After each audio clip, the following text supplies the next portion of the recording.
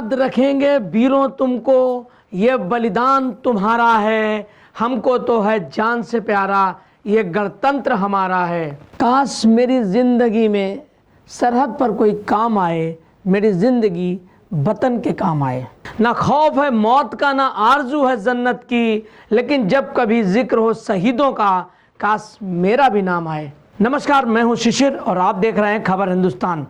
गणतंत्र दिवस की आप सब देशवासियों को बहुत बहुत ढेर सारी हार्दिक शुभकामनाएं। आप खुश रहें, स्वस्थ रहें और प्रसन्न रहें, ऐसी कामनाओं के साथ जय हिंद।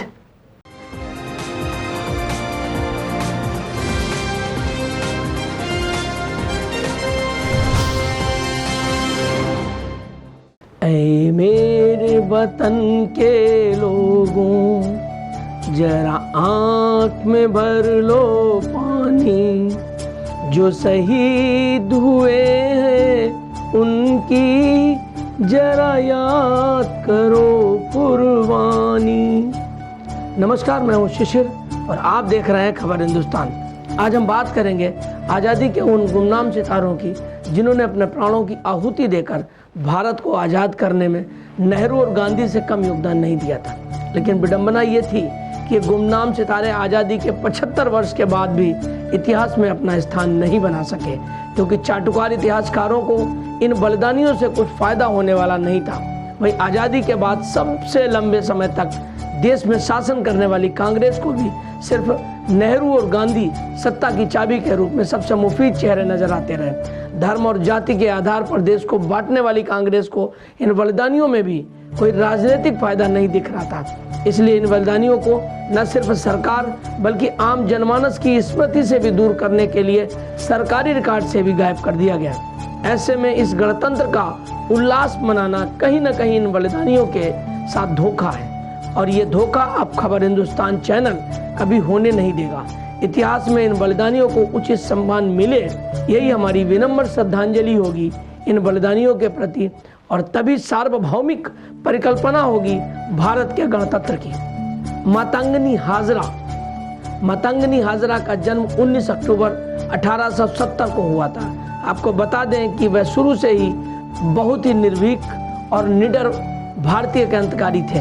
उन्होंने भारतीय स्वतंत्रता आंदोलन में भाग लिया था और साथ ही भारत की आज़ादी के लिए कई आंदोलनों में हिस्सा भी लिया था, जिनमें से भारत छोड़ो आंदोलन और असहयोग आंदोलन भी मुख्य थे।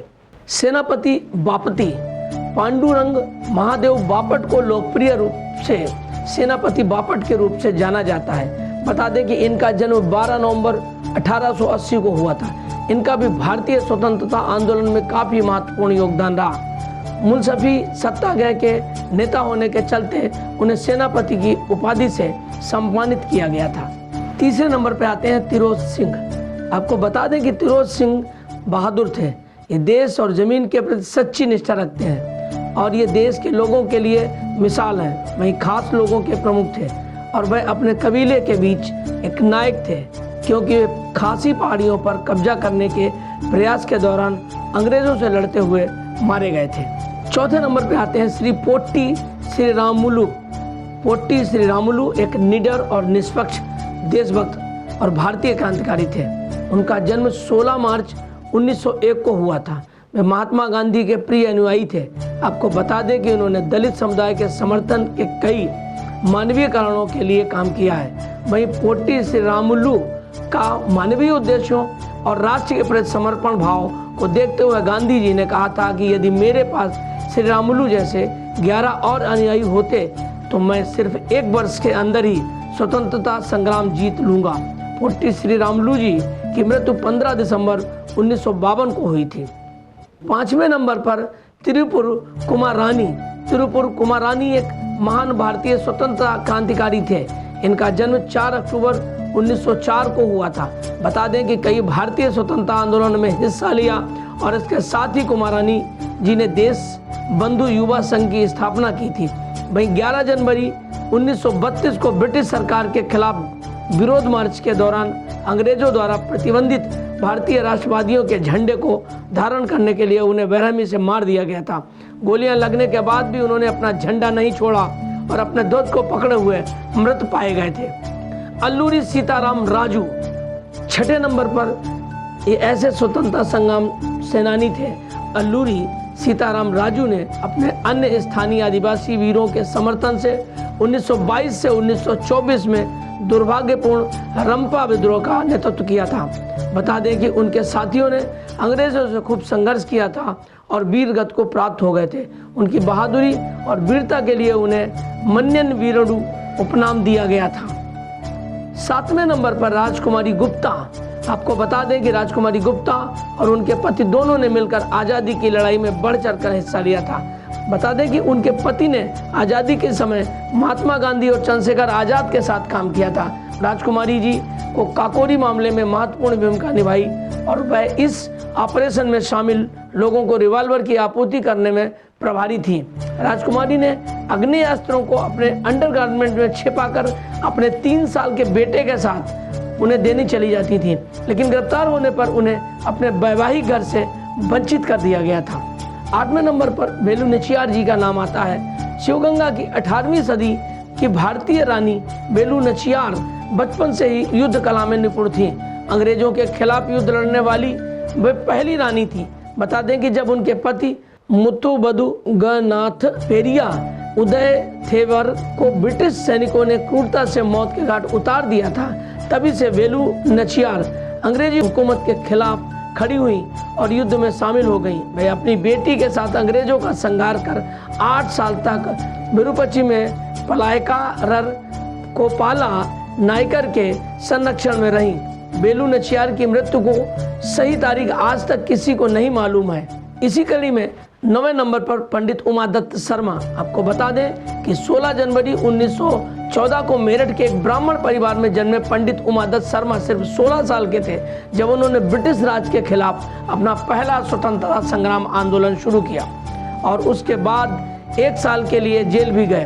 वहीं दूसरी बार पंडित उमादत्त शर्मा को अंग्रेजों के खिलाफ विद्रोह शुरू करने के लिए मेरठ और आसपास के क्षेत्रों के लोगों को प्रभावित करने के लिए जेल भेजा गया था तथा उन्हें उस समय की सबसे कड़ी सजा मिली जिसे तन्हाई कहा जाता था, जहां पर उन्हें 7 दिनों तक बिना भोजन के एक कमरे में बंद कर दिया गया था। बता दें कि वह 3 बार ब्रिटिश राज के खिलाफ विद्रोह करने के लिए जेल गए और आखिर में महात्मा गांधी के साथ अंग्रेजों भारत छोड़ो आंदोलन में शामिल हो गए थे। 70 के दशक में पंडित उमादत्त शर्मा उत्तर प्रदेश सरकार में पशु और पशुपालन मंत्री भी बने। 10वें नंबर पर आती है मैडम कामा। भीकाजी कामा रुस्तम कामा भारतीय मूल की फारसी नागरिक थी।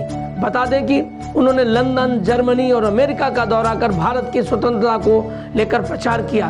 वहीं 46 साल की पारसी महिला भीकाजी कामा ने जर्मनी के स्टुटगार्ट में दूसरी इंटरनेशनल सोशलिस्ट कांग्रेस में ये झंडा फहराया था। उस दौरान भीकाजी ने जबरदस्त भाषण दिया था और कहा था कि ये संसार के कामरेड देखो, ये भारत का झंडा है, यही भारत के लोगों का प्रतिनिधित्व करता है, इसे सलाम करो। 11वें नंबर पे आता है बिरसा मुंडा जी का नाम। आपको बता दें कि बिरसा मुंडा दृढ़ संकल्प वाले स्वतंत्रता सेनानियों में से एक थे। आज़ादी की लड़ाई में उनके योगदान के लिए आदिवासी समुदाय उन्हें बिरसा भगवान कहते हैं। बिरसा मुंडा का जन्म 15 नवंबर 1875 को झारखंड के खूंटी जिले के उलिहातू में हुआ था। वहीं साल 1899 से 1900 में बिरसा मुंडा की अगुवाई में मुंडा विद्रोह में सर्वाधिक चर्चित विद्रोह हुआ था। इसे मुंडा उगलुगालान भी कहा जाता है। इस विद्रोह में शुरुआत में मुंडा जनजाति की पारंपरिक व्यवस्था खूंट कटी की जमींदारी व्यवस्था में परिवर्तन के कारण हुई थी। बता दें कि 3 मार्च 1900 को अंग्रेजों ने बिरसा को गिरफ्तार कर लिया था और 9 जून 1900 को बिरसा मुंडा की जेल में मृत्यु हो गई थी। ये वो कुछ नाम हैं जो इस देश की आज़ादी के लिए अपने प्राणों की आहुति देते हुए खुशी खुशी इस देश को अलविदा कह गए। उनकी माटी, उनकी आत्मा इस देश में एक स्थान पाने के लिए उनके लोग पहचाने, उनको जाने, ऐसी सोच नहीं रखती थी। शायद वो चाहते थे कि जब देश आज़ाद होगा तो कहीं हमारी भी नेहरू और गांधी की तरह मूर्तियां होंगी, कहीं हमारा भी एक नाम होगा, इस देश के लोग हमें भी सम्मान देंगे।